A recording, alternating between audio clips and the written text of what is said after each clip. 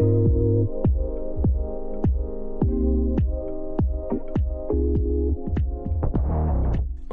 is up, Bitcoiners? It's your boy CK. I'm here to introduce the next Bitcoin Magazine podcast, and this one is a freaking treat. I'm sitting with my boy, Joe Rodgers, and he interviewed Cryptograffiti about his fantastic Billboard series that he's putting out across the United States. Joe, tell us about this interview. This was a lot of fun. Cryptograffiti has done this kind of propaganda-style Bitcoin art across the U.S. and all the Federal Reserve headquarters cities. And essentially, he took his kind of classic art piece that you may have seen that depicts the U.S. dollar bill with a bunch of subtle Bitcoin messages on the dollar. But he went a lot bigger, CK. He went billboard size art with neat call to actions. So I think that this was really cool. And so we kind of get into what motivated him to do that, what drives him to be a Bitcoin activist artist. And he shared some insights on what the future holds. And he's super bullish on what's to come for the whole Bitcoin art movement. That's freaking awesome. There's something about art and Bitcoin, man. It just fits so well together. Maybe, Bitcoiners are collectors. We collect scarce things and we can appreciate art. But there's just something real and authentic about Bitcoin art. I love it. Yeah, I think that the fact that we have art for Bitcoin now, it's kind of the cherry on top as far as it being a cultural movement. And it just continues to evolve. And, with each epoch and each bull market, it's like our signal continues to get sharper and stronger. And art is no different. It continues to get better and more refined. So I think it's pretty dang cool. So listen to the pod. I think that it'll be interesting. He's got some neat things coming out later on this year that he refused to drop any clues about, but I'm excited. I think that we're going to see some exciting stuff as far as like NFTs on the Bitcoin blockchain. And give it a listen. This is a good one. And before the show, let's give a quick word to our sponsors. This is Stacks, so formerly known as Blockstacks. I'm sure you guys may have heard of them. They have been trying to build strong decentralized technologies and applications for a very long time. And with the Stacks 2.0 blockchain, they are committed to building on top of the biggest, the strongest, the most well-known and resilient blockchain, the only one that matters, Bitcoin. Stacks 2.0 blockchain is trying to help Bitcoin scale. It also brings a lot of smart contracting functionality with the Clarity smart contract language that was developed by Stacks and Algorand developers. The Stacks ecosystem is all about developers and making it easy for them to build Bitcoin-based DeFi applications. And it's all powered by a proof of transfer, POX, consensus mechanism that effectively combines staking with STX in order to earn BTC tokens and earn Bitcoin rewards for supporting that chain. But also it uses Bitcoin as its native token. So throughout that ecosystem, there's only one money, and it is Bitcoin. There's only one main chain, and that is Bitcoin. And the STX chain is there to serve Bitcoin, and people can stack Bitcoin by building on and being part of the STX and the Stacks community. So go to stacks2.com. That is STACKS2, the number 2.com, and learn more. Without further ado, let's just get right into this podcast with Cryptograffiti. Hey, Bitcoin Magazine. I am Joe Rodgers, your host today, and I've got someone special. Cryptograffiti is joining us to talk about his recent project, BTC versus the Fed. And he's kind of well-known. He's been in the Bitcoin space for many years. He's self-proclaimed Bitcoin activist artist. So Cryptograffiti, thank you for joining me today. I'm excited to hear about a little bit about you and a little bit about this project specifically. So without further ado, if you would please give us, the audience, an elevator pitch. Who the heck are you, and kind of what motivates you to do this Bitcoin art? Yeah, thanks for having me, Joe. So I make art that relates to Bitcoin, and we used to call it like crypto art, but that definition has kind of changed, and I think for the better. Crypto art sort of become its own thing. I like to refer to myself now as a Bitcoin artist or a Bitcoin activist artist. And so my work is really just to promote Bitcoin and the benefits of it. I'm passionate about what it can do and the good it can do for society. So that's really my focus. It's very pointed. I repurpose banking materials in the work to try and show and teach what it's all about. And so this is physical work, and for me, it just feels good to take the tools that have been used to hold us down and to cut them up and reimagine them into something that can then be used to teach about this new era. So a lot of different, whether it's fiat or like bank deposit bags, it varies. But yeah, so the focus is Bitcoin, and I really think it's important for our future. I want to have kids who grow up in a society that doesn't hold them back and doesn't invade their privacy. I'm really concerned with surveillance issues and also inflation issues. So that really guides me. Awesome. Yeah, I think that reviewing your like whole portfolio, I mean, everything is definitely got this string of anti-Fed kind of feel to it. It's more about like sovereignty for money. And that's something that relates to me. I know that, Bitcoin means a lot of things to a lot of different people. But I don't know, your stuff just really hits home with me. I especially like your United Nodes of Bitcoin series. I know I've seen the dollar bill floating around for a while now. So I was real excited to see earlier this year when you took it kind of to the big stage in the physical world. Yeah, so that the front side of it was something I made toward the end of 2015 and then showed it in an exhibit in 2016.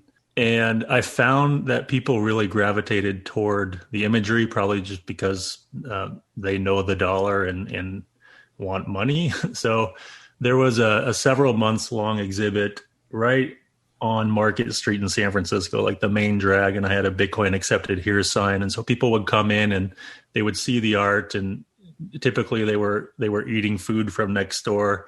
There was this burger spot.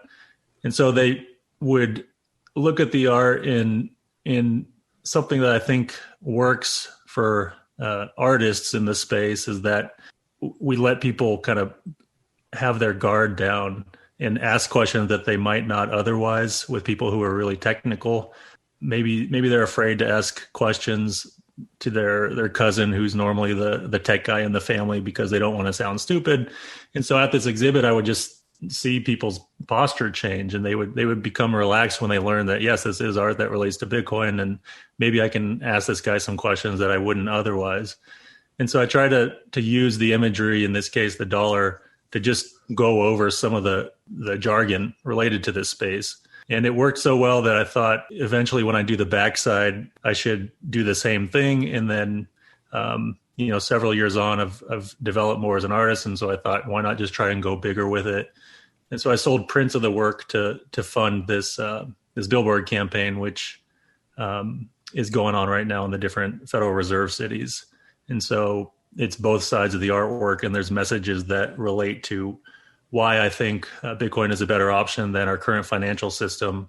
And it redirects people who see the billboards back to social media, the @BTC versus Fed, BTC vs FED, social media sites, to talk further about the subject matter, basics about Bitcoin and what's going on with our financial system and in inflation and in why the current system is unsustainable and causing the wealth gap to grow, and why this is so negative and works against everyday people. So these billboards are in neighborhoods they're more like lower class, working class, which I think is really important because we have the price of Bitcoin going through the roof. We have institutional money coming in, high net worth individuals. And I now see that we're at this phase where earlier my work was more to just get everybody involved and to try and take notice of Bitcoin, where now it's, I don't want certain people to be left behind. I think we need all walks of life to participate in this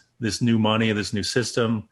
And I don't want to have it just be skewed towards a certain demographic. I think we need all different types of people on board. For me, the best party is one where there's a diverse group of individuals. And so that's essentially the goal of the project. It's in 2015, you launched the original United Nodes of Bitcoin, the dollar piece of art. And so over the past couple of years, I guess you wanted to be able to fund something bigger, and you do it. I was checking out the history. It looks like you registered BTC versus Fed back in September. So was between September and January when you went live with the project, was that like when the rubber hit the road for you? Oh man, it's been over a year that I've been working on this thing. So initially I was going to try and fund it through some companies in the space, and I was making headway, but then as it typically happens with corporations, there's a lot of people involved in decision making, and it would have happened, but I just got impatient because then some of the artistic integrity started to erode a little bit, and it made sense too, because this is like very much its own thing, and then to have it mesh well with even just like the colors and the fonts from a company, if they were to be involved, it's sometimes difficult, right? So after some delays, I just decided, I got to just figure out how to do this on its own. If it is like for the people, then it should probably just have as little corporate touch as possible. And so just thought, I'm going to just do these prints and talk about what's going on with it, and people hopefully will take to it. And so, it's been over a year. There was some other delays too, just getting approval for the billboards itself. Like there were some people that didn't want, some companies that wouldn't do it. So it was a long process. Yeah, see, like it's a clear channel billboard. So I guess there's a couple other vendors out there, but they finally gave the blessing to let her rip. Yeah, this is 3 different vendors to cover all 12 markets. And then there was like 6 that I had talked to total. So I saw yesterday someone has graffitied one of the billboards. How did that make you feel? Is it just so ironic? Yeah, it was funny. I guess it was. I guess they're going to replace it, but I liked it. It's just more power to it. I want to see who the artist is and just see more of their work. Because it is funny if I have graffiti in my name and they did it probably unknowingly. I'd like them to just know what this is all about if it was just done quickly without really getting to the heart of the project. I had two emotions. My first emotion was like pain. I was like, son of a bitch. I can't believe this happened. Like it just launched. And then the other side of me kind of saw the humor and the irony, like it's crypto graffiti and here we have graffiti on this art. Yeah, I want to keep. I asked to keep it, but there's it's TMI, but there's like different types of billboards. There's bulletins and there's posters, and then there's all different like shelters, which are the bus stops. Anyway, so that particular one I can't keep, whereas other ones I can keep afterward, and it's a shame because I wanted the one with the graffiti on it. Oh, okay. So you wanted. So you could have retrieved that the physical billboard itself. That particular one, unfortunately, no. But the bigger ones, the bulletins, yes. So give us an idea of, I guess, the scale. What are billboards? Are they all the same dimensions, or what's the? No, so that's where the different naming comes into play. So the big guys are bulletins. Those are 14 feet by 48 feet, so they're like pretty darn big. And then the one that'd make a hell of a wallpaper for the kitchen. For the what? For the kitchen. Yeah. If Bitcoin Magazine needs a backdrop for something at the conference, we could talk. Heck yeah, man. That's awesome. But yeah, other ones are just, they go down from there. So there's like a 10.5 by, 22 foot one. And you became like a resident billboard expert after this experiment. Yeah, really. I got connections if we need a follow-on campaign. That's what I'm saying. So a artist out there listening, you know who to hit up if you want to go propaganda style like this. I love it. Yeah. Use my Clear Channel ref link. Ref links for days. I love it. So this, I'm real excited about this, particularly about, you mentioned the neighborhoods itself. Perhaps going into some neighborhoods that don't get a lot of exposure to Bitcoin itself. Sounds like what I'm hearing from you. You want to make Bitcoin more approachable, and obviously with the way that the markets are pumping, you see institutional adoption, but you don't want people to be left behind. So beyond the art itself, have you done anything else kind of grassroots in the street to help those kind of neighborhoods, or are you bullish on any kind of activities like that? Yeah. Well, I kind of got my start like early on doing the street art that was in certain neighborhoods to try and bring Bitcoin awareness. And then I had like the Bitcoin QR there. So I do, I've had various projects in the past that were meant to try and bring this tech to people who might not otherwise hear about it. For me, I just think it's important. And so for this particular project, there is going to be more happening in the coming days to try and incent people to get involved, because it's just difficult just in general to get the word out. People's attention spans nowadays are short. And so I'm trying to figure out ways to get people to take action. And so in the coming days, I'll have some things launched and hopefully people take to it, because I don't want it to just sit within the Bitcoin Twitter bubble, right? Like this is meant to try and reach people who otherwise might not hear about it. And the other awesome Bitcoin Billboard campaigns were a motivating factor in that, they're typically in like the areas where rent is really expensive, and for people who, might have more money in major metros and downtown areas. So this was meant to do something a little bit different. Yeah, I'm thinking that's probably a group of people that are underserved by Bitcoiners. So I think this is a noble project. I think it's exciting. I mean, I think a lot about how could we as Bitcoiners try more outreach and things like that, with various boys and girls clubs and things like that. That's kind of on my bucket list to try to get involved and do something like that. But hey, maybe in 2021 I can pull that off. But so you said more is going to come to this. So is it going to piggyback on the same project itself, or is it going to be a new project altogether? It'll piggyback. Yeah. So just ways of trying to figure out how to get people on the ground that are in the cities to spread the word a bit more. So yeah, some more involvement on a local level, and that can come in the form for people listening to this if they want to reach out to the local news and try and get a story going, or this thing that'll come out probably tomorrow, where it's just a way to spread the imagery further. Well, I'd like to just try and get the word out. Like I said, I think it's tough as just an individual to get press going. It's number one is just a lot of time involved in doing a campaign like this, and then to set aside, okay, some outreach for different news organizations or what have you, without working with like a PR firm.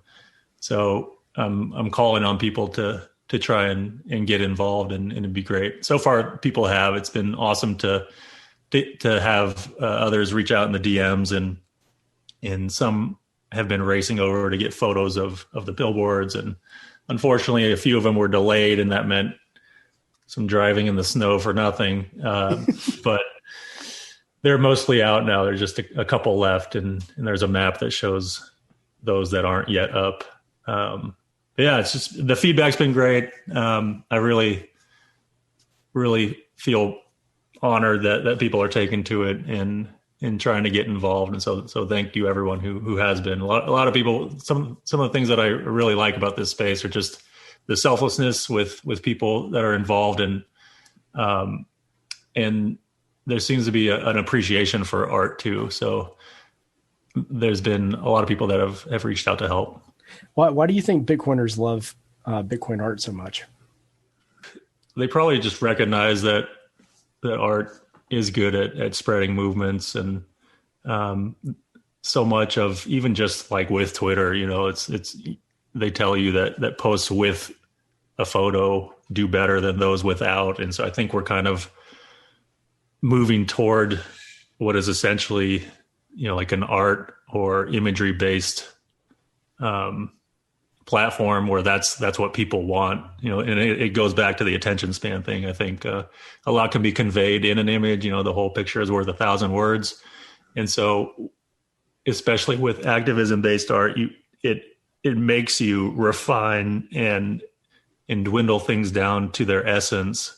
And so for something as complex as Bitcoin, if you're doing art related to it and you're able to do that, to simplify it so more people can understand it, then I think people appreciate that because it makes their job easier, and it can be fun too. Like there's that blurry line between art and memes, and it just makes it easier for people to get on board and to share and have a good laugh and everything else that comes with it. Yeah, I think what you said there, the blurry line between art and memes is true. I see yours definitely as art, but when I think of memes, I'm thinking of spreading ideas and packing a big punch, and just looking at this whole project and the detail and the messages in each of the different cities' artwork.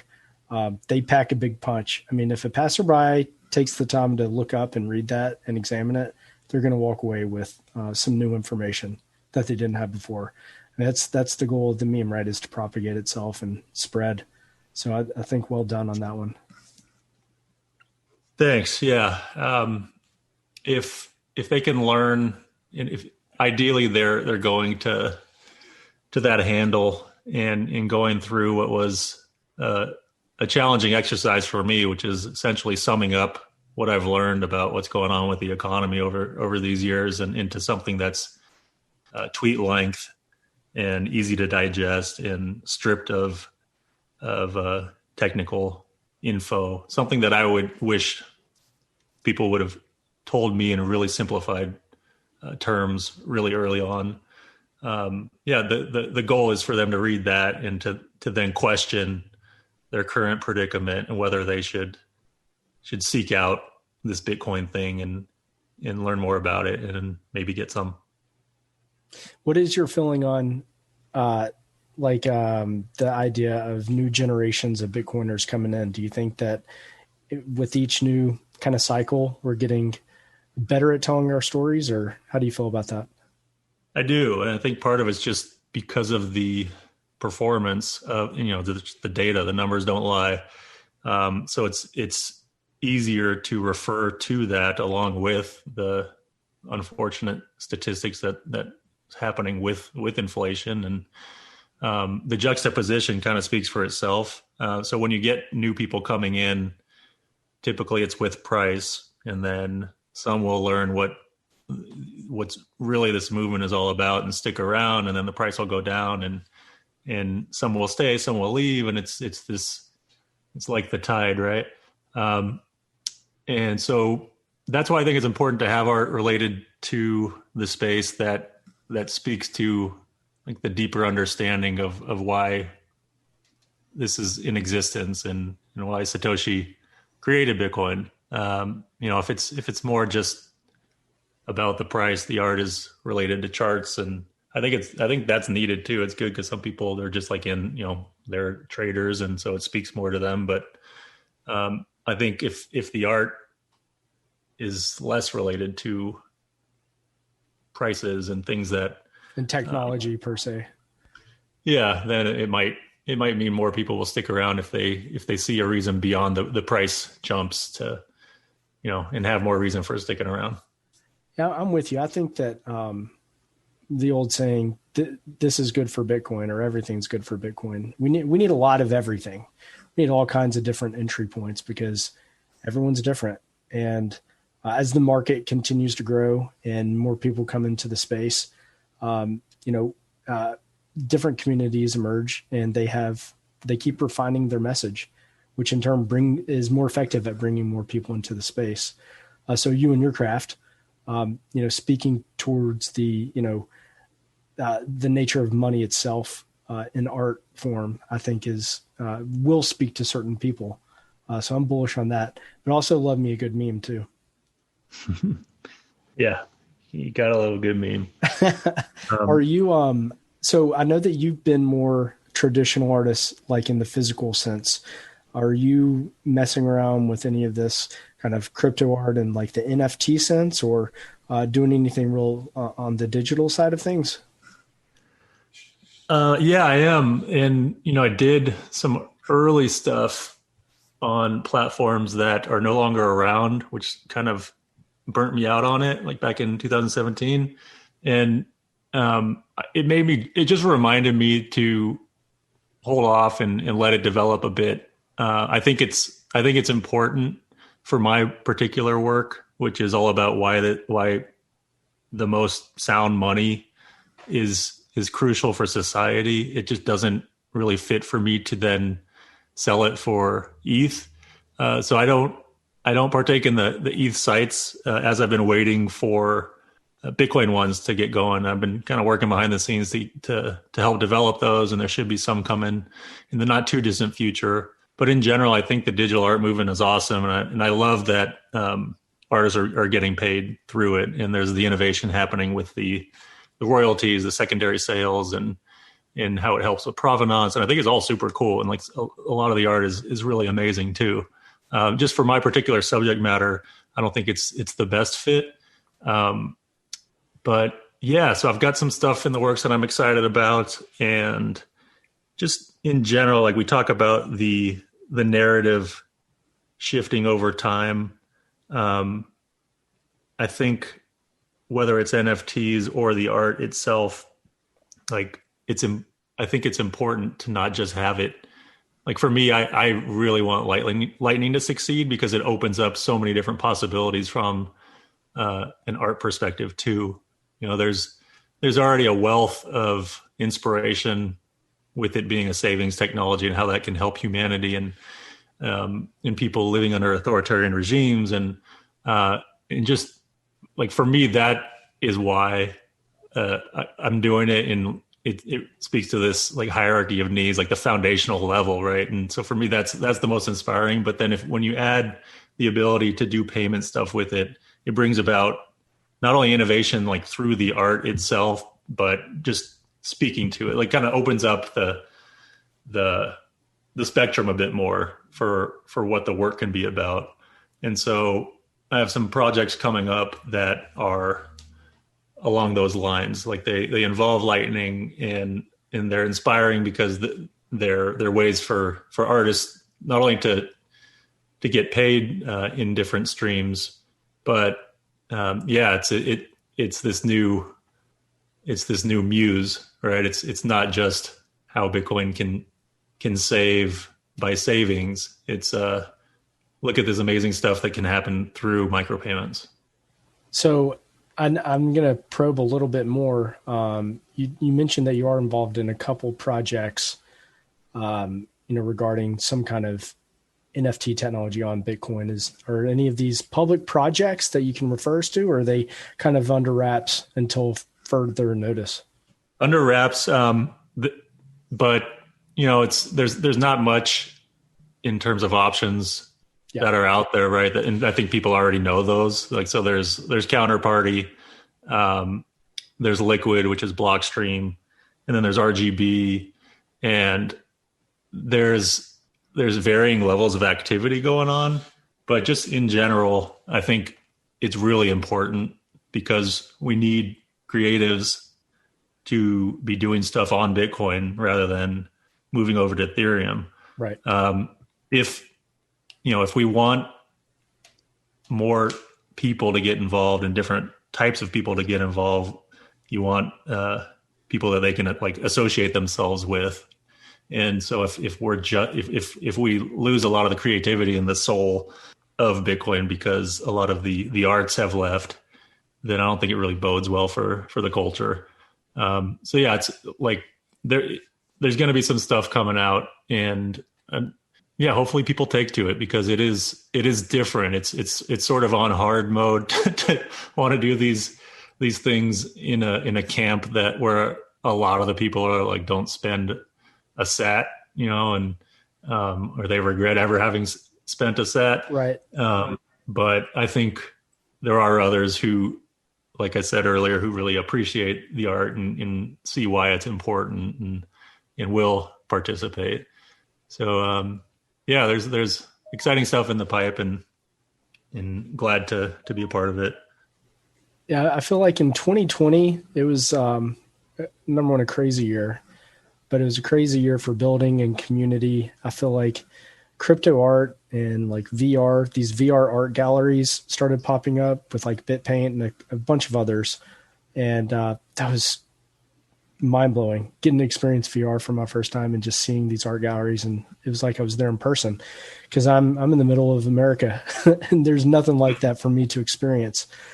So, I mean, I know Saylor talks about a lot, the dematerialization of pretty much everything around us. And with Bitcoin, we were dematerializing money. So it seems like the next thing would obviously be people being okay with art being dematerialized. So I'll definitely keep a close eye on this. I'm super fascinated by that space. And, I definitely welcome and support anything I can to help foster that development on the Bitcoin network specifically. So that's exciting. Do you think it's going to be like a 2021 that we're going to see some things happen, or do you think beyond 2021? Yeah, probably in the next few months or so. So stay tuned for that, and glad to hear that you're into it. I think there is a group that have been waiting to get, a group of artists that have been waiting for something more Bitcoin centric to come out. And it's difficult, because we don't have the deep pockets of a consensus to fund these startups. And this is why it's the hard mode. We need, because it's so grassroots, it's tough to get people organized and to first think, all right, this is why we need more focus on the arts and why we need to get this going. And then now that they've seen that there's these big waves happening with the other marketplaces, then they started to take notice. And so yeah, it's been slow going, but I think that's okay. It's just kind of makes sense in a lot of ways because that some of the other chains are known for just being more experimental and they have more money at the ready to throw at these types of things. But I think we'll get there eventually. Yeah, I guess the silver lining of the development on those other chains is they've kind of proven that there is a market demand for something like that. So I got to imagine that some Bitcoin builders are going to see that opportunity and want to capitalize on that. Yeah, I hope so. Yeah. So I guess you've got a lot of stuff on your plate for 2021. We've expecting more from you as soon as tomorrow. Today's the 13th of January. More drops and more information going to be developing for Bitcoin versus the Fed, this possible digital kind of token platform for Bitcoin later on in 2021. What else do you have up your sleeve? Yeah, I've got a lot juggling. Just a couple just straight physical works that I'm excited about that I think people will like. And then this other lightning based one that I referenced that wasn't specific to the NFT. There might be something related to an NFT with it later on. But that's separate. That's more this revenue stream concept that's geared towards artists and musicians. And I'm going to be demoing that hopefully in a couple of months' time or so. And yeah, just a lot of stuff that I'm happy is moving along. I think I maybe have a little too much on my plate at the moment, but that's a good thing. So finding time to balance it all and not get preoccupied by Twitter. I'm feeling bullish on cryptograffiti here for sure. I think you're delivering big time. So hats off go to you. I know we're coming towards the end here. I guess I wanted to just say, number one, thank you for your time today. I think that this is a really fascinating project. For anyone out there that wants to support cryptograffiti, of course, follow him on Twitter. I know that you've been getting some micro bans here recently, so I'm glad to see you back online. And also BTC versus Fed, keep your eye out. Check out the Twitter handle more to come. I guess, do you have any final shout out to artists out there that might be thinking about getting in, doing Bitcoin specific art, or kind of even musicians out there? Yeah. Guys, check out what's going on with the Lightning Network. And I know that it's difficult where, some of these other chains is where all the money is to be made for selling the work, and just, keep creating. I'm loving how the caliber of the art is growing and the number of artists are growing. So keep it up. If you have any questions, don't hesitate to reach out. My DMs are open, and yeah, keep at it. I think we're all in this together, and having a strong art community for this movement is it's just so awesome to watch, because early on there wasn't much of it, and to see Bitcoin grow along with the number of artists is just the best. So it's a sign that we're doing well, right? If there's people that are willing to commit their careers to this, to make art, and are passionate enough about it to dedicate their lives to it in art form, that says a lot. So bullish on Bitcoin, bullish on Bitcoin artists. Awesome. Thanks for your time today. And we'll talk to you guys soon. Thanks, Joe.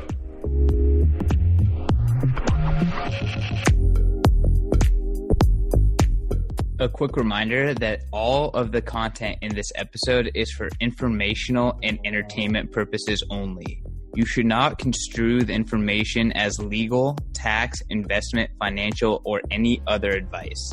Nothing contained in this presentation constitutes a solicitation, recommendation, or offer by BTC Media, the Let's Talk Bitcoin podcast network, or any third-party service provider to buy or sell securities or any other financial instruments.